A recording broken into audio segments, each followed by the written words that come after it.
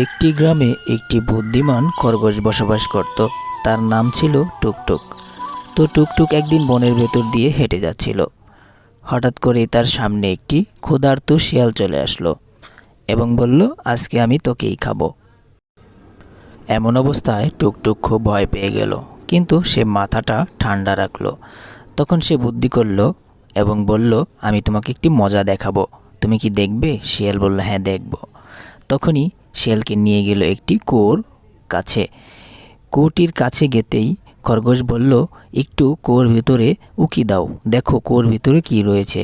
উকি দিতেই দেখতে পাওয়া যায় তার প্রতিবিম্ব, কিন্তু শিয়াল বুঝতে পারে না এটা তারই ছবি ছিল। তখন সে বলল, দেখো তোমার এলাকায় অন্য কেউ ঢুকে পড়েছে। শিয়াল রেগে গিয়ে কুয়োর মধ্যে ঝাঁপ দিল। ঝাঁপ দেওয়ার সাথে সাথে শিয়াল সেখানে আটকা পড়ে গেল এবং খরগোশ দৌড়ে পালালো। এ থেকে আমরা শিখলাম বিপদে